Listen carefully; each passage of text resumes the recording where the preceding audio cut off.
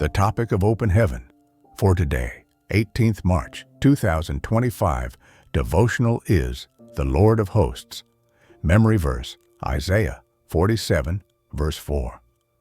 As for our Redeemer, the Lord of Hosts is his name, the Holy One of Israel. Read Isaiah 51, verse 15 to 16, verse 15.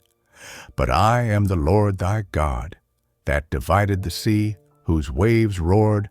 The Lord of Hosts is his name. Verse 16. And I have put my words in thy mouth, and I have covered thee in the shadow of mine hand, that I may plant the heavens and lay the foundations of the earth, and say unto Zion, Thou art my people. Message, according to Psalm 24, verse 7 to 10.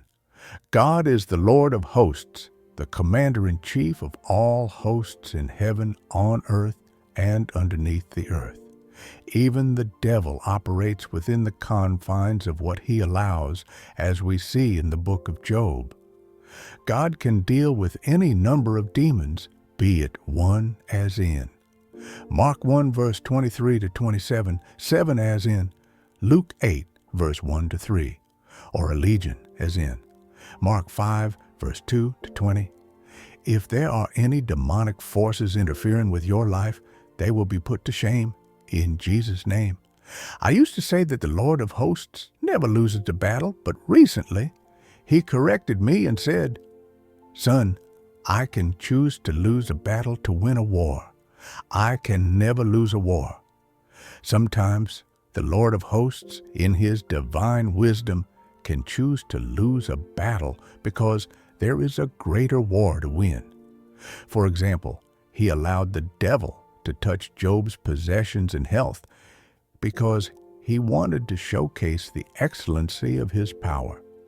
In another example, Pharaoh's magicians did the same things Moses and Aaron did when they first confronted Pharaoh. However, it got to a point where they were terrified and declared, This is the finger of God. Exodus 8, verse 19. God permitted Pharaoh to remain stubborn so that he could reveal his mighty hand. Romans 9, verse 17.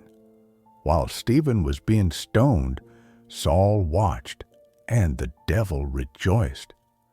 The devil must have thought that he had won when he eliminated Stephen, not knowing that the agent he used to oversee the task would later become a major general in God's army. God had a bigger picture. He planned to use Saul to wreak great havoc on the kingdom of hell, and he succeeded. The Lord of Hosts wins every war.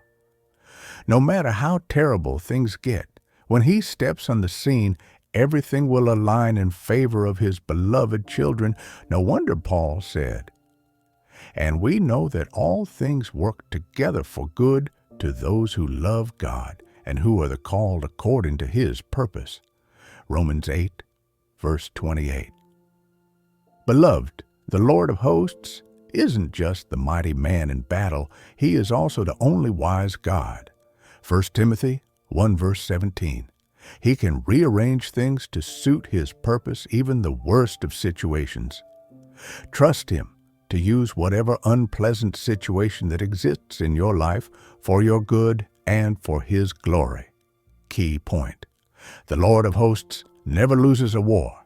He arranges everything to suit his purposes. Bible in 1 year.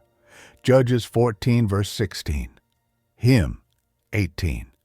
Praise to the Lord Almighty, the King of creation.